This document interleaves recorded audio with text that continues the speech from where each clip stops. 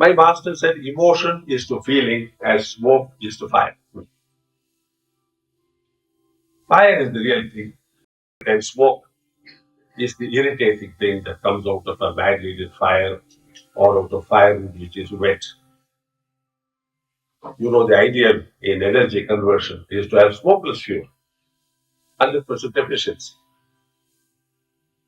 So love bereft of emotion works miracles. That means that if there is love in the heart, like light, it must not be seen, it must not be perceived, but it must be felt by somebody else. We don't have to go on saying, I love you, I love you, I love you, ad nauseam, you say to all eternity. In fact, the more we speak about love, like spirituality, the less we know about it.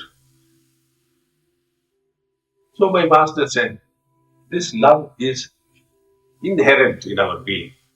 It is not something we have to create.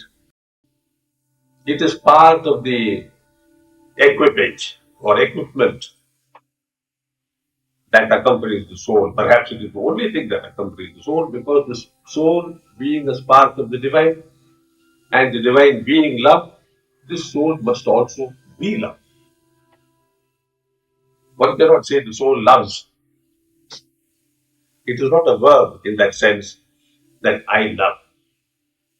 The true state of being should be where the entire being is love. God is love. To say that God loves, I believe, is watering down the truth, bringing down to the mundane, to the terrestrial, a divine phenomenon of existence associated with being, not doing.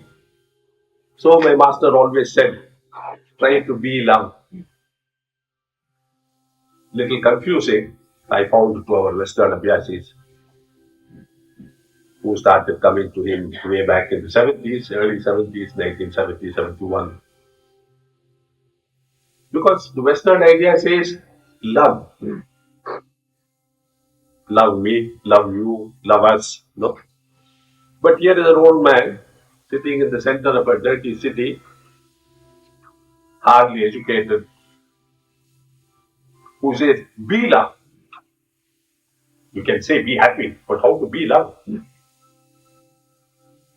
Then when he was asked, how do you do it? He said, meditate.